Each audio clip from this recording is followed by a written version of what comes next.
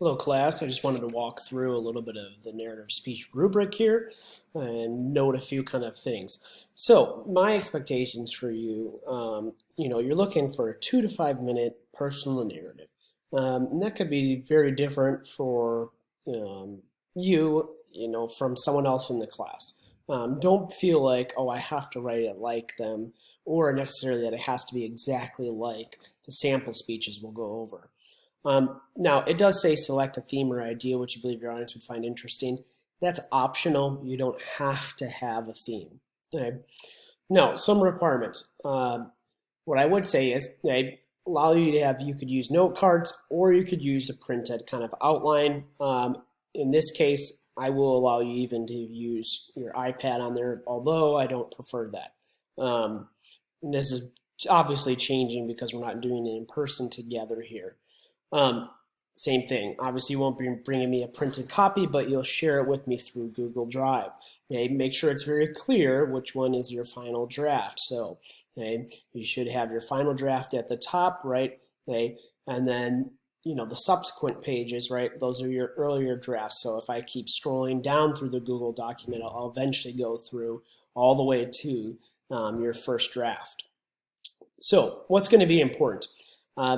Hook and clincher, so some way to grab the audience's attention at the start, and some way to have their attention at the ending. Remember, this is a narrative, so start to think about exposition, conflict, conclusion. Those are going to be the three that are really going to be important. Okay. With cliches, I did note on here, generally you want to avoid overused phrases. But sometimes in a speech, you can utilize cultural terms. So, you have a little more freedom with a speech to be kind of more, use colloquial language, but also language that might be not acceptable in a paper. Okay, 10 tips on how to tell a story, recount an event. Power of vulnerability, power of narrative, rely on narrative structure, identify speaker and characters, hook and clincher. Middle section should build on the conflict and problems or events. Understand your audience, spice it up, like utilize humor, your questions, repetition, quotes, and be true to yourself in the story. That's a good breakdown of kind of some ways for you to improve on the narrative speech. Now, what I wanted to go over was mainly looking at the sample ones and why I thought they were kind of effective. And that's what I would say from this. They're not necessarily the best speeches, but they're effective for narrative speeches. So the first one, we have a smooth integration of the quote, which sets up a theme. He has a quote, then he builds on the quote by connecting it to the audience. And notice the second sentence is really well done because it connects it to the audience. Third one, he drives home again the same idea of that theme.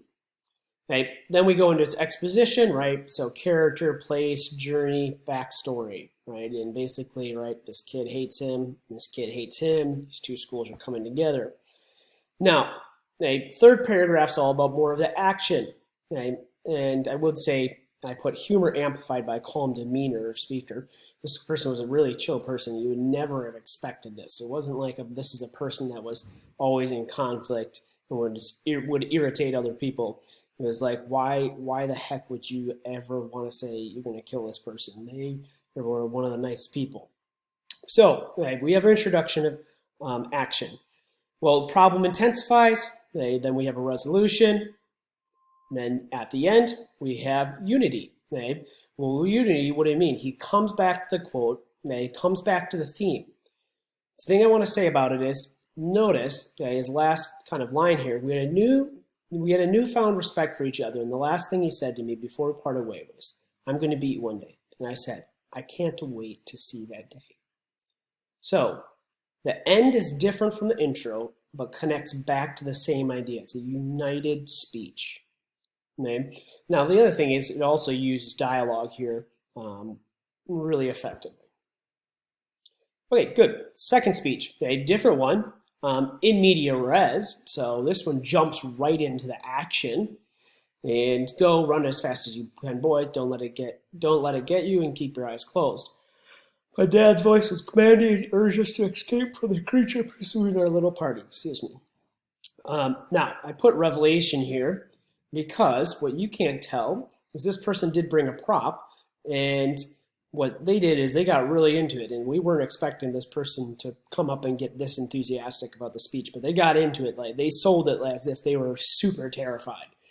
And then we didn't know this, but behind them, they had a little stuffed little bird, a yellow bird. And then at this point, the revelation, they pull it out, and the class started laughing because, realizing that, obviously this is hyperbolic and it's sarcastic. So, and it's the comedy come through. So it was one of the most frightening moments of my life. I was 5 years old and it was getting late. I had no idea how this walk of the woods was going to end. So then he gives exposition. Now we have kind of exaggeration about the bird is going to, destroy him when it's just this little tiny bird. Okay? And then he has an allusion to Hitchcock film there. Okay? Keeps going, kind of explains how the story is kind of resolved. Okay? And for him, what he ends on, right, is kind of that the ridiculous nature of the story is used to conclude the speech. So, I would say his is more of kind of instruction, right? You never know what can happen, right? Okay? So you never know what can happen. This one, right, I would say the first speech, right, has a very kind of clear, kind of very theme it's driving at, right? This one, he brings out kind of, I would say, a theme, but it's more of just a kind of reflective thought at the end. And sometimes it's all you need. Okay? Now, it may not be that, but you do need to have some conclusion. So don't just end the story. And that's what I want to tell you is that you're framing the story. You're framing the story. And both of these have ways of framing it. So the second one is framing it from kind of the comedy, humor, right? But also that this ridiculous things can happen like this. Okay, if you haven't looked through the rubric, please go ahead and do so. There's a lot of important things in there. Now, the other thing I'm going to go over, the storytelling notes. This is related to the Will Eisner reading. So I know honors class, you definitely did this. So here, I will go through it quickly, and I'm going to highlight what I think is important. But for question 1, stories used for multiple purposes. Some of the purposes you listed were teach behavior, discuss moral and values, satisfy, forgot the F in there, curiosity. Okay. In primitive times, the teller of the story was entertainer, teacher, and historian. On page 2, Eisner uses a sequence of images to show how technology has shaped storytelling, right, from oral, dramatic, public speaking, scribe, printed word, electronic, digital. That's a super cool page, by the way. Now, 4, right, Eisner defines story by using the 3 primitive characters, right? I call them kind of the 3 stooges. But the main one really is this one. Except that the teller controls the events, right? It's like reporting, but you control the events. So how it's presented there, you control it, okay? Number 5, the storyteller controls the events by utilizing a framework or structure. This framework can be varied, but some pattern has to exist from the beginning to the end, and I would absolutely agree with that. You have to have some type of structure. It has to exist from the beginning to the end.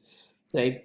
On page 4, how does Eisner illustrate the revision process? Well, mangled mess of thoughts, memories, ideas, abstract things, right? And then you arrange it in a purposeful order. And that's what you're doing right now with your revisions. You're getting in a purposeful order. So I know I haven't been posting too much on Edmodo, but what I would say is, right, you should be working on revising. Now, chapter 5, all kinds of stories. He talked about, there you have some stories that are stories to instruct, right? Sometimes he talked about the plotless story, which I often do see. Sometimes that's just, someone's thinking, someone's chasing them or something big is going to happen, and then it's revealed no, they're actually was good-natured and they were actually trying to do something. Yada yada. Telling a how-to story. Stories that seek to teach something. Telling the illustrated story. We often do get a lot of those with the narrative speech, especially tends to be if people have done really kind of stupid things with accidents and hurt themselves. A slice of life story, right? You kind of just point a segment out of your life. Maybe it's like, oh, instead of I'm trying to give this super crazy, amazing thing that happened to me. Just kind of like, I'm going to give, a very normal thing. Like, I've had a pretty chill life. And maybe that's the way you set it up. Now, the rest of the packet in here, you didn't have to do. It's more of just kind of some review things. But I'll talk about some things first. One is connection. And I want to make sure to remind you, what are you doing to connect with the audience? Okay, so I still want you to think your audience is not just Miracle Cullen, but your class period and those that will be watching and normally listening to you if we were in, per se, the school building in 5th or 6th or whatever period it is. Okay. There's some stuff I'm not going to pick. This one we did watch at the start of the year, actually, this TED Talk. And it's a fun TED Talk, and this is the guy that talks about kind of using Pixar and different things. Okay, so main things I'll talk about is he says, use what you know. The best stories infuse wonder. Story has a theme. Like your main character. Drama is anticipation mingled with uncertainty. Characters with a spine. Make the audience work. Make a promise. Make the audience care. And build truth. So all really helpful tips there for you. Additional narrative tips from other writers. Treatment trumps topic. That's probably, I would say, is sometimes true. And for some of you, it depends on what narrative speech you're kind of doing here and the type for you. Now, what makes a good story? This is a science fiction author, and I do like his kind of overall setup. But he says, we have 3 elements of a story: plot, characters, and setting. And what I would say is for you as you're going through revision, which one is kind of weak? I always kind of compare it to, it's a stool, right? The story, and you got those 3 legs. And, sometimes you've maybe had this with a wooden stool or wooden chair, right? One of those legs is a little wobbly, right?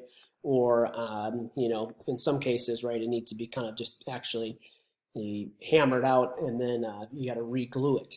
So for some of you, you're right, you really need to kind of maybe adjust one of those, and that's really what you're working on, is setting up the plot, character, or setting.